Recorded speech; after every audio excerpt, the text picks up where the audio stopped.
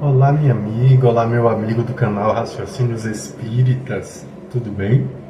Eu sou o professor Danilo Cruz e estou hoje dando prosseguimento para nosso estudo da belíssima série Sabedoria do Evangelho, de Carlos Juliano Torres Pastorino, ele mesmo, autor daquele best-seller tão famoso no Brasil chamado Minutos de Sabedoria, que veio trazer o olhar espírita para os textos dos evangelhos.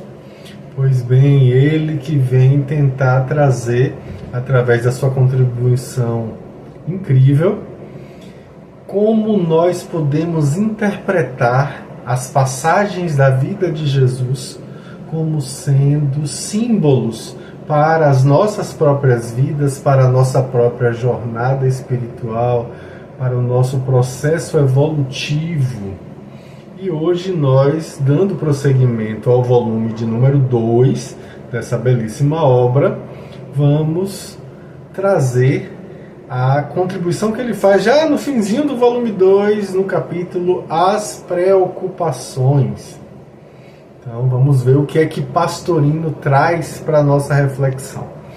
O capítulo se chama As Preocupações e é baseado no Evangelho de Mateus, capítulo 6, dos versículos de 24 a 34, onde Mateus assim descreve: ninguém pode servir a dois senhores, pois ou há de aborrecer a um e amar o outro, ou há de unir-se a um e desprezar o outro. Não podeis servir a Deus e às riquezas. Por isso vos digo, não vos preocupeis com vossa vida, pelo que haveis de comer ou beber, nem com vosso corpo, pelo que haveis de vestir. Não é a vida mais que o alimento, e o corpo mais que a roupa? Olhai as aves do céu, que não semeiam, nem ceifam, nem ajuntam em celeiros, e vosso Pai Celestial as alimenta. Não valeis vós muito mais que elas? E qual de vós, por mais preocupado que esteja, pode acrescentar um cúbito à sua estatura? E por que vos preocupais pelo que haveis de vestir? Considerai como crescem os lírios do campo. Eles não trabalham nem fiam. Contudo vos digo que nem Salomão, em todo o seu esplendor, se vestiu como um deles. Se Deus assim veste a erva do campo, que hoje existe e amanhã é lançada ao forno, quanto mais a vós, homens de pequena fé. Assim, não vos preocupeis dizendo: que comeremos, ou que beberemos, ou com que nos vestiremos? Pois os gentios é que procuram todas essas coisas. Pois vosso Pai Celestial sabe que precisais de todas elas. Mas buscai primeiro o reino de Deus e a perfeição dele, e todas essas coisas vos serão acrescentadas. Não vos preocupeis pelo dia de amanhã, porque o amanhã trará o seu próprio cuidado. Ao dia basta o seu trabalho. Lucas também fala a respeito disso lá no capítulo 12, nos versículos de 22 a 31, assim descrevendo: e disse a seus discípulos: portanto, vos digo, não andeis preocupados com a vida pelo que haveis de comer, nem com o corpo pelo que haveis de vestir. Pois a vida é mais que o alimento, e o corpo mais que a roupa. Observai os corvos, que não semeiam nem ceifam, não têm despensa nem celeiro, e no entanto Deus os alimenta. Quanto mais valeis vós do que as aves. Qual de vós, por mais preocupados que esteja, pode acrescentar um cúbito à sua estatura? Se, pois, não podeis fazer nem as coisas mínimas, por que vos preocupais pelas outras? Considerais os lírios como crescem, e não trabalham nem fiam. Todavia vos digo que nem Salomão, em todo o seu esplendor, se vestiu como um deles. Pois se Deus assim veste a erva do campo que hoje existe e amanhã é lançada no forno, quanto mais a vós, homens de pequena fé. Não procureis, pois, o que comereis ou bebereis, nem vos preocupeis, porque os homens do mundo que procuram todas essas coisas. Mas vosso Pai sabe que precisas delas. Buscai antes o reino de Deus, e todas essas coisas vos serão acrescentadas. E aí Pastorino vai trazer, depois dessa lição enorme, né, que depois justamente de tratar do desprendimento dos bens terrestres, Jesus vai passar um aprimoramento ainda maior dessa abordagem, dessa teoria, ensinando-nos que nem devemos nos preocupar com o que a humanidade geralmente considera essencial. E esse raciocínio, que é de irretorquível lógica nas palavras de Pastorino, nos leva a perceber que quem dá o mais, dá o menos. Ou seja, quem alimenta as aves, a fortiori alimentará também os homens. E quem veste as flores silvestres tem meios de sobra para vestir as criaturas. Porque o cuidado que o autor da vida dispensa às coisas mínimas demonstra claramente a dedicação alerta que ele tem como um pai carinhoso para nós, como um pai atento a todos os detalhes, todos os pormenores dos mais pequeninos seres. E aí Pastorino vai comentar que todo esse trecho é de uma graça poética incrível, em que nós revemos o sublime Nazareno sentado sob as árvores, contemplando ao longe o lago de Genezaré, muito azul, cercado de margens floridas, com o céu turquesa cortado pelo voo dos pequenos pássaros. E aí ele vai dizer justamente que a doçura da natureza, plasmando um ambiente idílico de paz e plenitude espiritual. Aí é que aparece aquela afirmativa: não vos preocupeis com o que haveis de comer e vestir. E depois ele ainda compara: a vida vale mais que o alimento e o corpo vale mais do que a roupa. E logicamente, quem dá o mais, a vida e o corpo, dará certamente ao menos também, né? E aí a gente vê que ele vai dar o quê? O alimento, a roupa, esse é o menos. Então depois um longo e terno olhar para as avezinhas.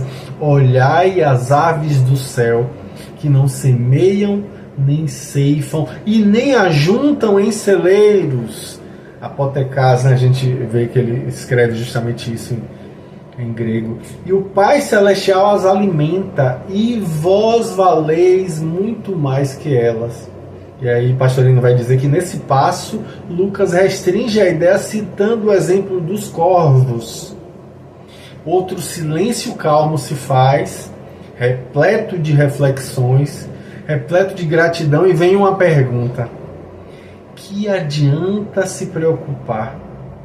quem é capaz de, com sua preocupação, acrescentar um cúbito à sua estatura?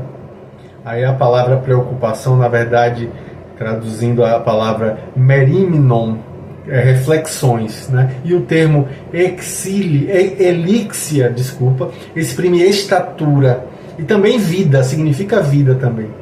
E aí é por isso que alguns comentaristas traduzem como assim: quem será capaz de acrescentar um cúbito na verdade é cerca de meio metro, à própria vida, a extensão da vida. E Lucas emprega o mesmo termo.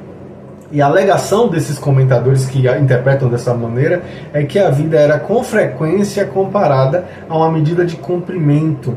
Por exemplo, no texto bíblico nós vemos lá a citação: nossa vida tem o comprimento de um palmo, 4 dedos apenas. Está lá no Salmo 39, no versículo 6.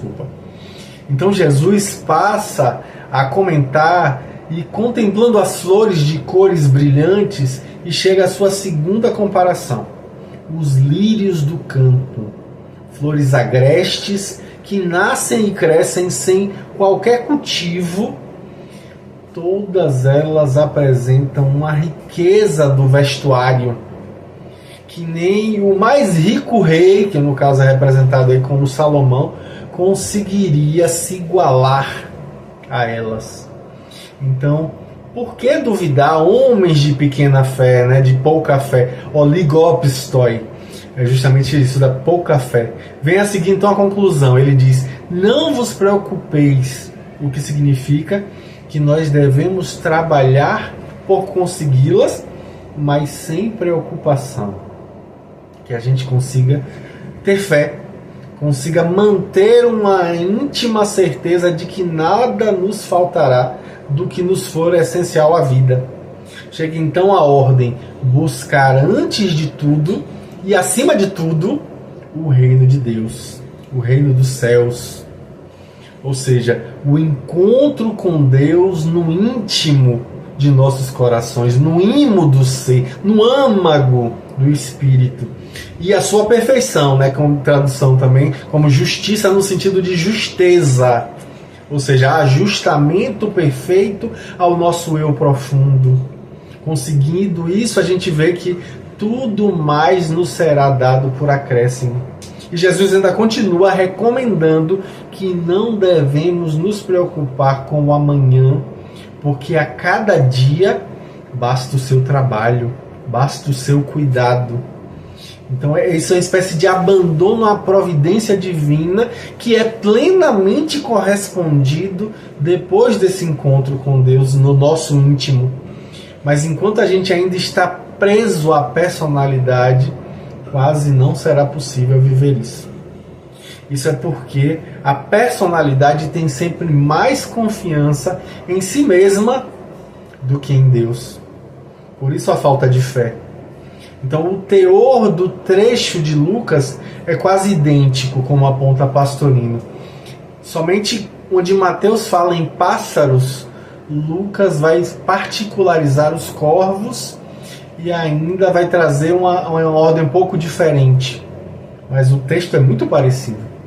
Então, realmente, a confiança na providência divina deve ser total por parte de quem alcançou a individualidade, o espírito com E maiúsculo, que já esteja ali unido à sua centelha divina, ao Cristo interno, ao self.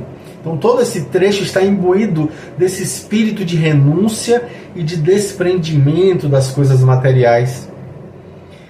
Está ali desprendido da fixação da realidade material para focar na realidade espiritual. Quando o espírito compreende a realidade de Deus imanente em todos e em tudo, quando ele realmente verifica que Deus habita dentro das plantas, habita nas flores, que Deus dá vestimenta às flores com delicadeza, com beleza inatingíveis pelo homem, seja qualquer que seja a sua riqueza.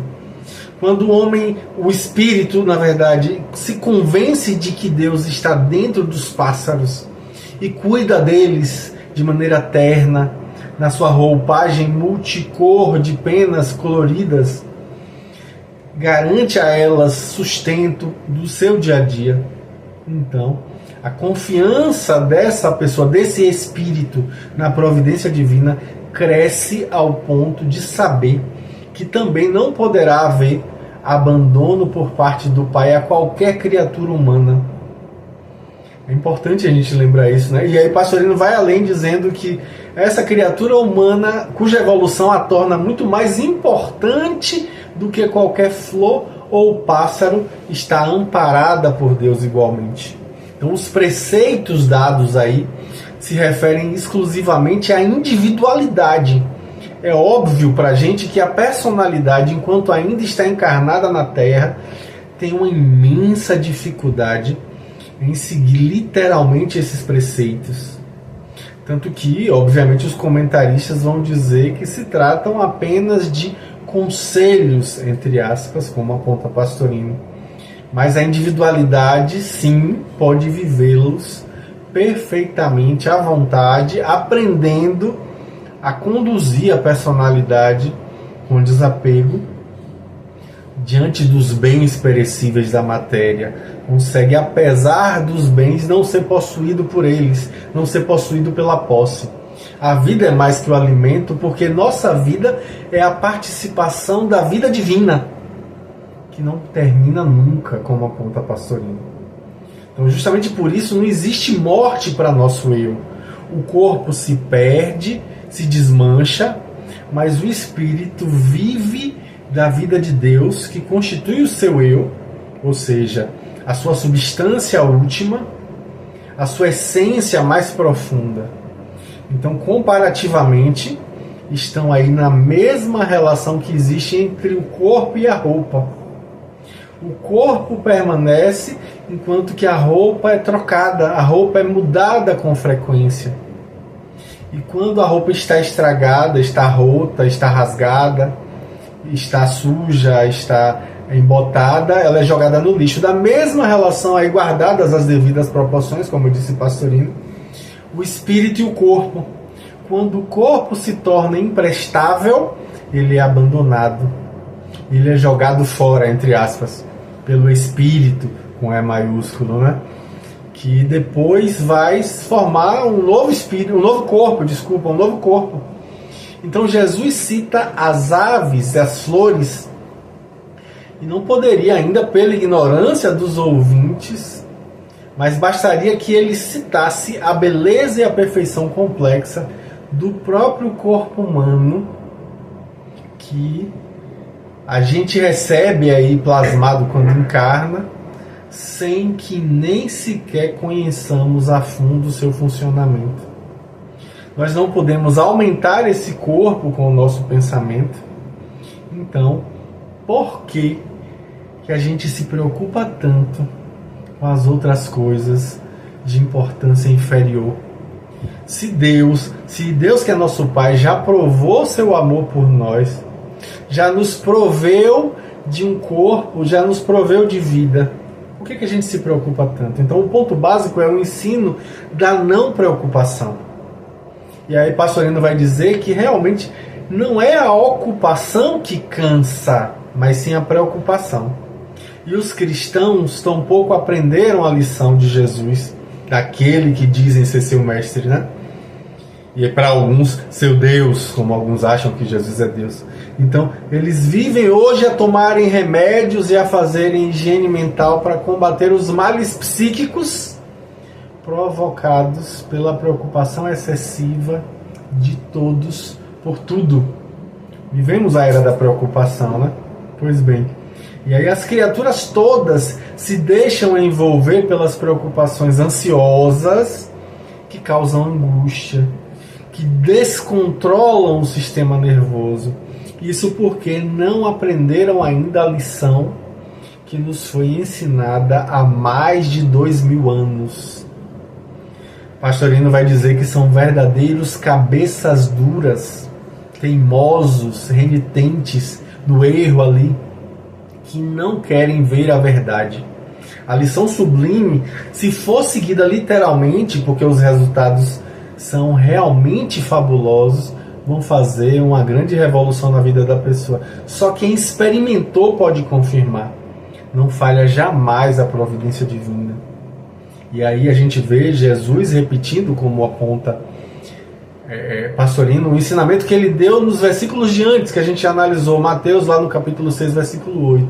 O Pai sabe do que nós necessitamos antes mesmo de pedirmos a Ele.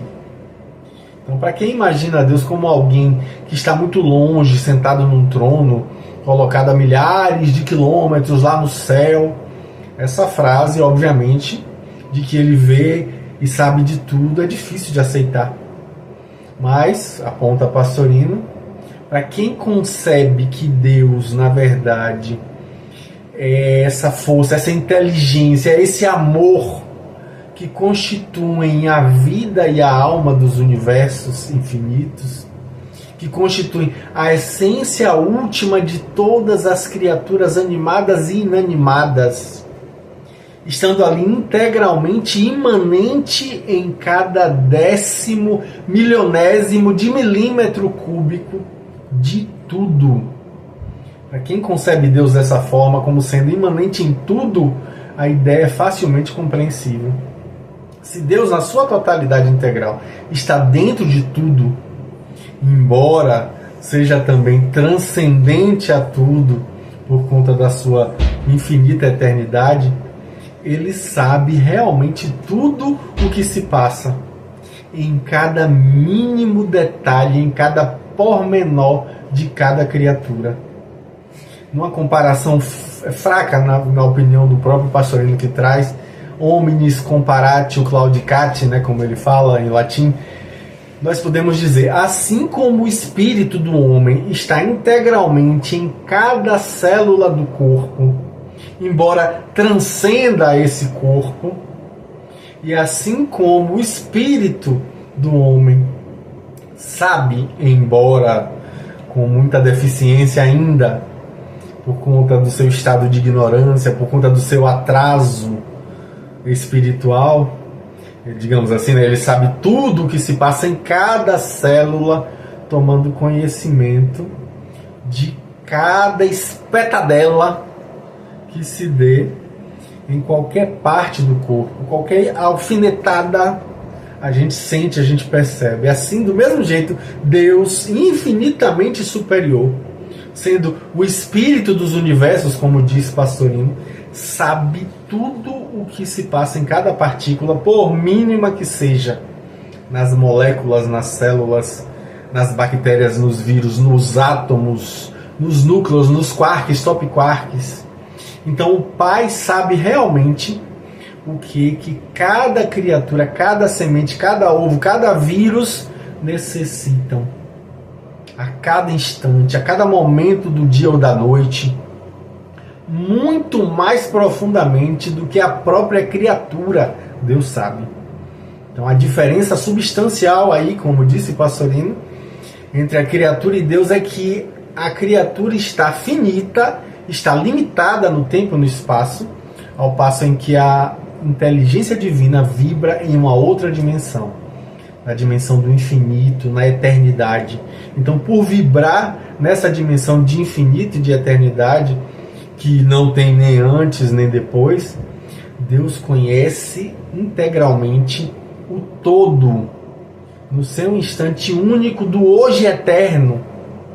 Enquanto nós, ainda muito limitados, dividimos o tempo em agora, em ontem, amanhã, nessa deficiência aí da capacidade cognoscitiva, como disse Pastorino, né? A dificuldade cognitiva, né? Como a gente fala hoje em dia. Jesus nos aconselha que não nos preocupemos com amanhã, porque Deus se ocupará, cabendo a nós viver o momento do agora, viver o hoje. Então, a ordem taxativa para a individualidade passa a se resumir aí em que? Na procura do reino de Deus. E isso na sua máxima perfeição possível, na sua justeza. Ora, estando o reino de Deus dentro de nós, conforme a gente vê lá em Lucas, no capítulo 17, versículo 21, vamos analisar isso mais adiante, é só dentro de nós, ou seja, pelo mergulho, a palavra batismo, né, que vem daí, mergulho, na consciência cósmica, ou seja, o batismo do fogo e do Espírito, é que nós podemos encontrá-lo e nos unir a Ele.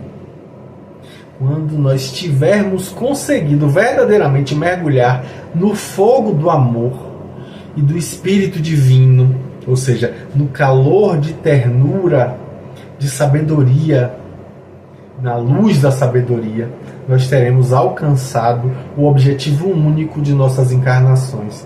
Porque a única meta da reencarnação é que a gente proporcione a nós mesmos os meios de realizar essa unificação com Deus dentro de nós, que só é conseguida enquanto nós habitamos o tabernáculo de carne, o corpo físico, que nos facilita o meio de alcançar isso.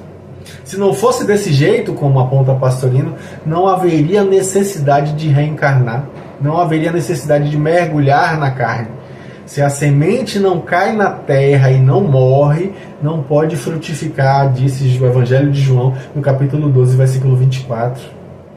E justamente por isso, quando Pastorino salienta a cada passo a necessidade desse encontro profundo com Deus em nós, ele está, na verdade, simplesmente tecendo comentários aos ensinos de Jesus, e ele aponta que absolutamente nada ele está dizendo aí como invenção dele.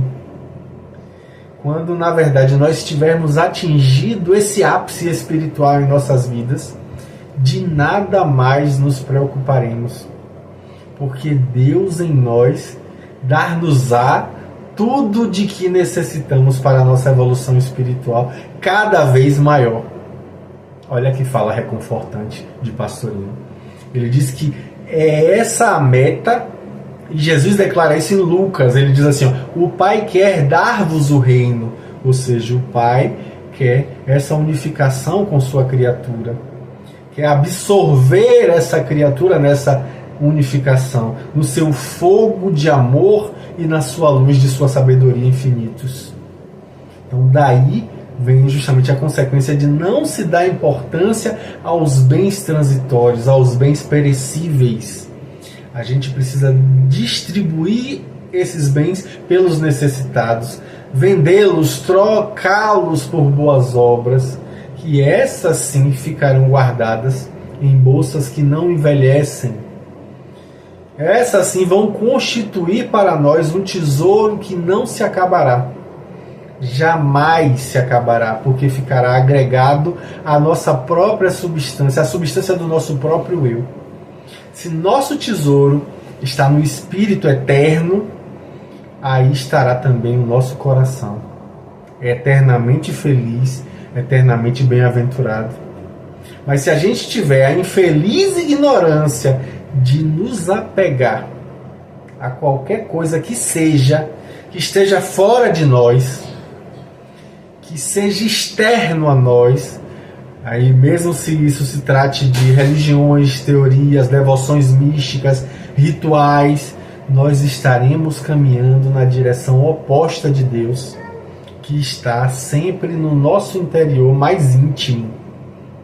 E aí Pastorino vai dizer que a gente precisa colocar o nosso coração no Pai, a gente precisa se unificar a Ele e aprender a olhar tudo que é externo como uma agregação temporária que serve apenas de muleta durante a nossa caminhada terrena, mas que jamais essas muletas serão essenciais ao nosso eu. Embora elas sejam úteis, né? Elas ajudem na nossa evolução durante o curto período de tempo que nós estamos encarnados. Então, a mensagem dele toca, a mensagem realmente alcança nossos corações, que a gente faça jus a termos essa sacudidela nessa sexta-noite ou no dia que você estiver assistindo o nosso trabalho.